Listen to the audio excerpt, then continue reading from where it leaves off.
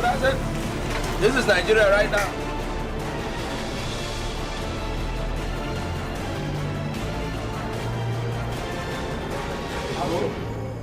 Action.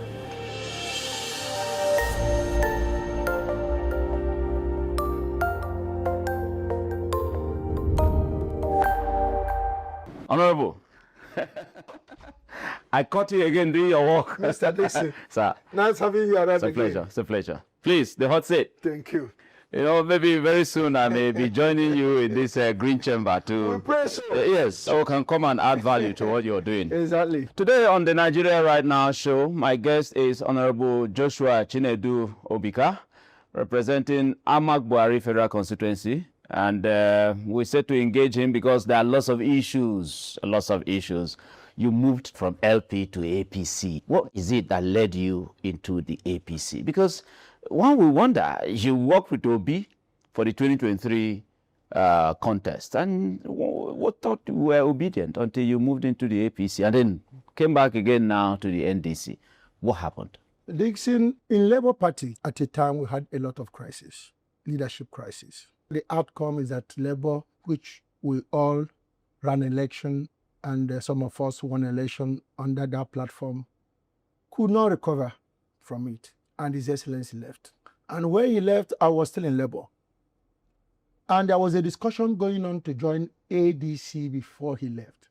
So when the discussion about going to the ADC was going on, someone like me was not comfortable with it. You weren't? I wasn't comfortable with it because I know that NDC is like a company being formed by Alhaji Atiku Abubakar, the former Vice President of Nigeria. And somehow I see some people that are even going to these meetings with His Excellency. And these were old allies of Atiku. So I distrusted whatever is the negotiation that those people are negotiating with Atiku Abubakar. So you didn't see any chance there? No. You didn't see that he had any reason to be there? I never saw any chance, and I've been proven right.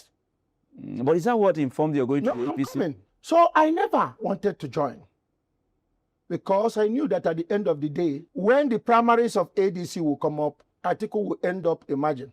One, His Excellency is not ready to give anybody any money. Buy anybody's vote. So those who have money on the other side will give, and they will eventually collect the ticket. By this time, all of us that are contesting election must have bought our forms, submitted our forms, cleared, contested our positions, and possibly gotten our tickets. And once His Excellency B2B is out of the contest, automatically there will be voter apathy. And our supporters will go cold. And most of us will lose our election. So you felt that he shouldn't have come into the ADC? Of course, because I know that the way that ADC is being structured, that has already made it clear that Atiku is going to emerge. And even him, His Excellency B2B understands that his supporters never wanted him to be a vice president. Of course not. And that would have been the only thing they would have been offering to him. At the end of the day, all of us that have gotten our ticket would have faced the consequences. And looking at that, election was fast approaching. Guidelines out. Mr. Dixon, in all this issue that we are talking about, I am representing a constituency. I have the mandate and the interest of people of this constituency. It is my job also to guide the mandate being given to us. Very true. So that not under any disguise will somebody take it away, because we have been committed and we have carried out our duties as expected of us. That's why I always say, I said, judge me based on the assignment that I have been given, not on the political parties I have joined and come out. You have the mandate of a political party. Of course. Is this not an aberration, really, that you will get mandate from a political party, and then while in that office, you say you are defecting to another political party? If your party could not file a candidate, it ceases to be a political party. Labour Party could not file the candidates, our candidates in area council election. It ceases to be a party. That is not an association where people come down to sit and discuss. But Labour Party still has a governor. Having a governor does not mean During the area council election this year, Labour Party were unable. So when you see a political party that you belong and you could not file a candidate, what are you still doing there? Based on that calculation, if Obi loses, what next? The unwritten agreement we have in this Nigeria is North and South. And if it's North and South and Atiku Abubakar emerges, and the same His Excellency Atiku Abubakar was instrumental to PDP losing the election in 2023. In 2023. And he's doing the same thing right now. Most people would have said, instead it will be Atiku Abubakar, let it remain Bola Ahmed Tinubu. Because as of today, just like I used to say, I don't see the difference between Alhaji Atiku Abubakar and Bola Ahmed Tinubu or El-Rufai or Chibika Amwechi. If we are talking about new Nigeria, we cannot bring old wine and mix it with new wine. These are old wines. These are contributors. The people that got us to where we are today. So it's a matter of interest. So I say it this way. If there is anybody that His Excellency Peter Obi should be looking for to partner with him in the project of Nigeria, that should be His Excellency Alhaji Rabiu Kwankwaso. Which two of them are the people that have the most organic supporters? People who are supporting them for what they believe in. Very true. And based on the last election that we had in 2023, we all knew what happened. Even based on that vote that was counted as of that time, we know that LP was ahead. Some of these advices that people like us at the lower level are throwing, it seemed that they were not getting it. At the end of the day, we are frustrated. The only party, even the ADC that you were talking about as of that time, is not even having stability. So all the legal for some of us, we see that we have to hold on. Barely about 1 month plus, or a month that I entered APC. That I left. Because I was waiting for the direction. Yeah. And immediately, you got the direction. The direction, I left. Put it aside that I was a candidate in that election. But I can tell you that I put in my best. So now Obedience have moved in with the Konkwasiya group. Yes. And you are excited about that. Of course. And the Obedience like me have felt better that after I've seen our leader move and move to the right direction, that I will be in the opposite side to campaign against him. Yeah, but some said, that you moved away from the APC because it looked clearly that you were not going to get any chance of getting their ticket. And so how? Has the election been conducted? How can people be predicting what is? So are they the ones to conduct that election? So that's not what informed you of moving away from the party because His Excellency has done what some of us are looking forward to. Give us a platform that will be assured that you are the one that will be flying the ticket. That is all we need. And that has been done. You are in the same party now, and it's looking good, right? The NDC, what chances do you think NDC could have in the election, knowing the environment and what the current administration has done, one way or the other to ensure that the opposition is not given an opportunity to oust the ruling government? Dixon, we're in 2026. Compared from that time to now, don't you think that things have gotten worse? I speak for the Nigerian people, and indeed. I know that Nigerians that are eager to see something being done urgently, their number has increased. There will be more dedication towards the achievement of this success now than ever before. Do you think NDC will get the right structure to defend the vote? I would say yes, even though that we are somehow starting a little late, because this ought to have been done maybe even 1 year ago. What determines the amount of success that you have doing something is the amount of commitment that you have in it. It's not the amount of time that you have. I think the commitment this time has tripled from what it used to be.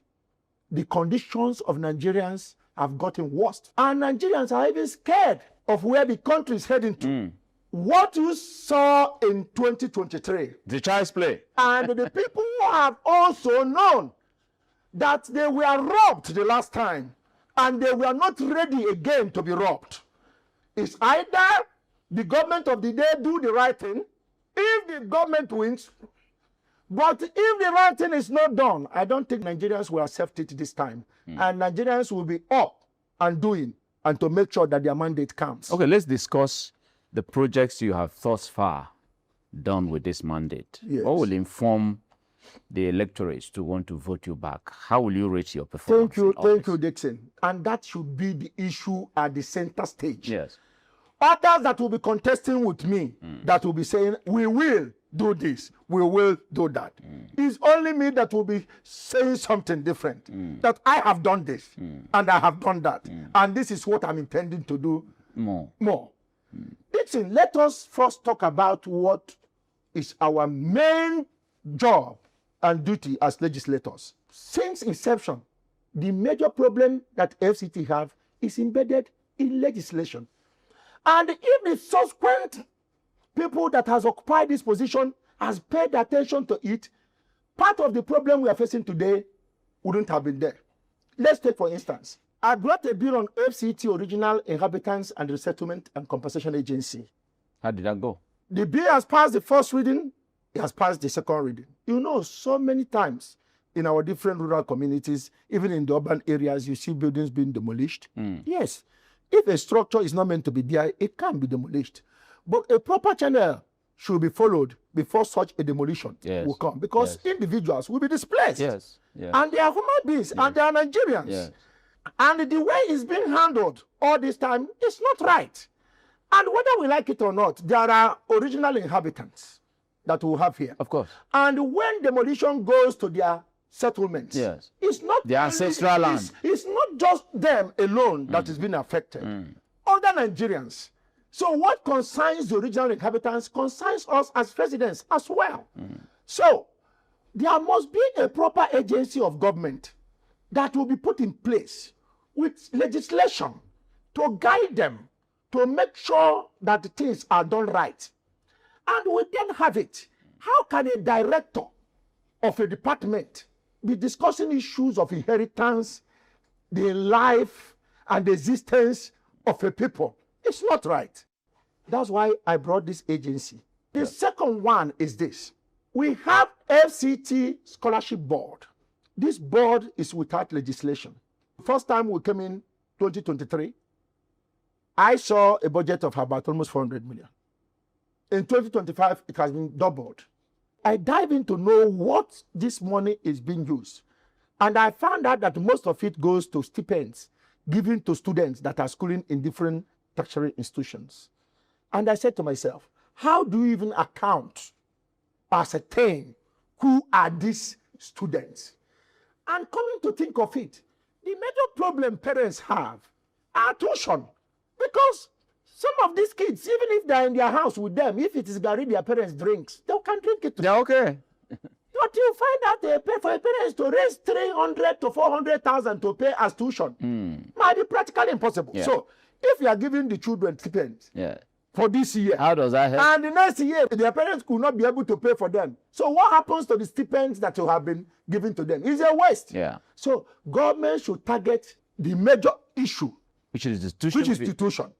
So because of that, I now brought this bill on FCT Scholarship Board to have a constituted board with the legislation. It has passed through the first and second reading. Once we come back from all this election, we'll be able to start the public hearing and it will go through the third reading and that's it. So the idea of that now came in. That even at that also, first some of my finding is that just a group of people, sectional people, will be the one to benefit everything about the scholarship. FCT is our commonwealth. All Nigerians, be you from the northwest, from the southeast, is our commonwealth. If that is called FCT Scholarship Board, it should be for everyone. And because of that, I now propose 10% should go to every geopolitical zone. When this 10% goes, you cannot benefit from it. You can only benefit from the percentage apportioned to your zone. For your zone. Then, thinking of it, the government should be deliberate about bringing the indigenous people out of poverty. If they don't, it's just a time bomb waiting to explode. Let's hold it there and go for a break. This is Nigeria Right Now with Dixon Irebu, and today our guest is Honorable Joshua Chinedu Obika, and he represents AMAC Bwuari Federal Constituency here in the Green Chamber. We'll be right back. Nigeria right now. Do you know why I stay very late at times in the office? So I can watch Nigeria right now. Very incisive, very detailed, and very informative. And most times, very direct. So my name is Ikenga Imo Ugochinyere, member of the House of Representatives, defender of the defenseless, fighter for justice, equity, and fairness, and a great son of rule of law. So make sure you watch Nigeria Right Now to get the real details without any adulteration. Nigeria Right Now with Dixon Irebu. Bet you like it. Welcome right back. This is still Nigeria right now with Dixon Irebu, and my guest is still here. It's getting hot, very, very hot. We're discussing the aspect of time bomb. Yes. The implication of ignoring indigents. Of neglecting Yes. the indigenous people. Yes. At least within these 3 years or thereabout that you've been in the office, Yes. what have you done in the direction of ensuring that they are well captured and that we avert this possible time bomb? I've just mentioned one to you. Yes. The bill on original inhabitants. Yes. That one. That is one. What about infrastructure? Two, I now talk about education. They were predominantly farmers. And now because of the development that is going on in FCT, most of the lands have gone out of their hands. They don't even have the farmlands again to cultivate. Government must be deliberate in making sure that it gives them other alternative. By this scholarship, I propose 30% for the original inhabitants. These are part of the things that government will be doing, targeting to bring the original inhabitants out of poverty. And the remaining 10%, we leave it under the discretion of those who will be managing the board. That is what that scholarship board is all about. How well have you related with the current FCT minister in actualizing things that would, affect positively the lives of My indigents? job as a legislator is to carry out my legislations. Yeah. I've written severally to the minister about our activities. And when I say our, it's those working with me. Of course. Did you get a response? I have never gotten any response from him, but that doesn't bother me because I am the one that is sitting in the House to pass the legislation. And when it's passed, by the time it's assented by the president, it's for them to comply. The minister cannot be the minister of FCT and be member House of Representatives. Definitely not. The law has made it that we are all in government. We're supposed to have that relationship. But you didn't have that? But the relationship is not forced. I believe that if I write a letter to the office of the minister, that he will not look at it as Joshua Chinedu. Or as a political, from a premise of a political party. Political party Affiliation, yes. affiliation. Yes. He should look at it Yes. as the He's the minister of the Federal sitting, Capital Territory. speaking or talking Yeah. or seeking his attention. I have always been communicating with him so that a day will come that he will say that, oh, I was not informed. I can prove it. So, But that does have you not had a deter me one-on-one? from doing my work. Have you had a one-on-one with him to say, I Honorable haven't Minister, had any have you not seen my one-on-one communication with to the you? minister of FCT since inception of office till today. Wow. And I that's the can same- prove that I have written letters in their numbers requesting for course visit and other things. And you were ignored? And but even if the minister don't want to see me, it's not a problem because there is no way or no that it makes mandatory that if he must see me. So I don't see. I have communicated the things that I needed to do from this office. This is the same complaint that the FCT senator, the Senator Ireti. My also approach and complained that about- of Ireti might be different. Yeah, but Yeah, she's also both complained the same way disagreement that, will be that she has written And, and no The communication. way I will react might not be the same way she will react to things. How well have you related with the senator representing the FCT? The office of the senator of the Federal Republic of Nigeria representing FCT is separate from the office of the member House Yeah, of but Representatives. you're both in FCT. Is Yeah. it not We possible are that you in possibly would have not FCT, and communicated with each other? If we have No good working relationship? by any reason of coming together to do something and he is willing to do that, why not? So is there any project or any whatever that you have executed Our together? project diverse. Now, the people of Abuja need to know what I have done. Okay. And my slogan is let my record speak for me. I want to talk about the FCT emergency agency, which today we still have all those things. You know, we are good in having those things without having legislation backing them. And that makes them ineffective. So how is that one coming? That one has gone through the first reading. This is the fastest growing city in Africa. But we are not ready for any disaster. If anything happens in Abuja today, or when there is this buildings collapse, high rises, we depend on Julius Berger to take equipment to go and do one or two things. That shouldn't be. Federal Capital Territory. Federal Capital Territory. I can tell you that Lagos is more prepared than us. Rivers is more prepared than us. Even Kano here is more prepared than us. That shouldn't be. I set it up that we must have our own FCT emergency agency with legislation that will have all the peripherals that he needs to carry out his duties and do it effectively. That is the third one. The last one again is the bill on FCT, School of Nursing and Midwifery. This School of Nursing and Midwifery in FCT has existed more than 30-something years. It started from Suleja, almost 40, to Abuja here, with provisional approval for 30-something years without legislation. Provisional approval. But at a time, the Nigerian Council of Nursing and Midwifery has threatened to revoke its approval. So I have to take it upon myself. It has gone through the first reading. It has gone through the second reading as well. And these things we hope to achieve immediately will come back from break. So these are the things we are pushing for. We have also moved a motion that is very important to the people of FCT. Which is what? Dixon, you know that today in State Executive Council, there is representation of local governments in the appointment of commissioners. In Federal Executive Council, there is a representation of states in the appointment of ministers. And the Section 299 of 1999 Constitution as amended say that FCT is to be treated as if it were a state. And the Court of Competent Jurisdiction says also that FCT is like a state, Supreme Court of Nigeria. So with this argument that I'm making, there is no reason why we will not have mandate secretary appointment from each of the area council, even when we have from the geopolitical zone. Geopolitical zone represent our geopolitical interest. But at the same time, we have area councils. Yeah. Most of the people that we appeal from geopolitical zone are not living here. Yeah. They don't have knowledge of what our problem is. So that has been the issue.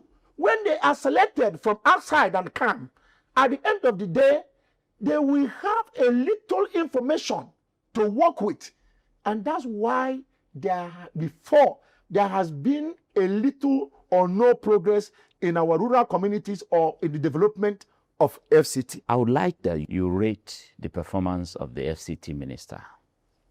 How would you say he has performed? So road construction, he has done very well in that aspect.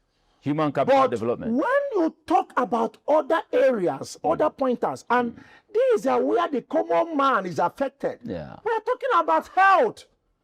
If you go to our hospitals, they are in bad shape. Most of the equipment that are in that hospitals are not there, they're not Absolutely. functioning. If you go to our hospital, even the smallest thing to be diagnosed will be referred to a private this thing outside. That shouldn't be. And this is what concerns an ordinary man that is living there in the rural community. Health. Very important. What about education? What's the state of yes, the state of school? Schools are dilapidated. Children are still studying on a bare floor. In FCT? In FCT, where the president is the governor and the minister is the one administering on his behalf. So I am calling on attention of the minister to look into that. That governance is not like our roads. We will be alive to apply road. Very good. You don't wait until you finish doing the road before you remember that our hospitals are not working. I like that. You don't need to wait till you look at our rural communities. Some of them today in FCT are still having electricity have not reached them in FCT. Water If you problem go to also. somewhere like Igushere going inside, some of the electrification projects these are what that will bring people out of poverty. We know that EADC, for me, I see EADC and I say it anywhere on camera, they are behaving as a criminal organization. Whereby the individual communities will gather money and go and buy equipment that you ought to have mounted yourself And you will have the audacity to charge them before you can install church. That is madness. FCT. In FCT. It's a broad day robbery. Let me ask you, do MTN come to tell people within the jurisdiction where the mountain mask to contribute money to the mountain mask? Why is AEDC different from that? Most of our rural communities, transformers have packed up because of increase in influx of people. Some communities where you were targeting about 200 or 300 people has risen to 2,000, 3,000, 5,000 because of the insecurity that we are having in the country. So the FCT authority should also take it upon themselves to intervene in some of these issues. What will it take from the ministry to have about 100 transformers distributed to some of these communities that have been out of light for 2-3 years? And this is federal capital. On my own as a member, I've been able to secure 7 transformers. As I speak to you, they are mounted 3, and the 4 will be coming soon from this budget of 2025. Had it been that it was implemented last year, it would have been there. So these are some of the things that we are doing, intervening in some of these things, putting boreholes, renovating schools. I've renovated 2 schools. I've attracted 3. For innovation. Renovated by other agencies of government that I was able to push to make them do the right thing or support my constituency. Okay, let's conclude. Yeah. Should you get another chance to be on the ballot 2027? Yes. What are you promising the people of AMAC Bwuari that you will do? This, if a first-time member can be able to be bringing this kind of bills on board, if a first-time member can be working on schools, boreholes, building even a bridge that will connect a community that is cut off from the children going to school, because my first legislative agenda is education. Sharing education materials to schools. Carried out the biggest empowerment ever in the issue of AMAC. So a second time should do what? That will show you that coming to second time with the experience of what I have gained in my first time, of course, the issue when it comes to legislation will be more accelerated, coming from the background of somebody who has already gained experience. 2, I will be a ranking member. And with that, that will position me in the leadership to be able to do more for the people I represent. And I know that I am committed to this job. Honorable. Yes. Thank you very much, sir. Thank you, Mr. Dixon. Thank you. I appreciate it. Thank you. Nigeria right now with Dixon Irebu. What we do on this show is to engage those who ought to be servants of the Nigerian people, to ask them for accounts. Remember that part that we sign off with, that we may build a nation where no man is oppressed. I'll see you next week on this same show, Nigeria Right Now. And you may hear that possibly Mazi Nnamdi Irebu is on the ballot. Who knows? I may be joining Honorable in the Green Chamber. I'll see you next week. Thank you very much. Looking forward to that. Thank you, sir. Thank you, sir.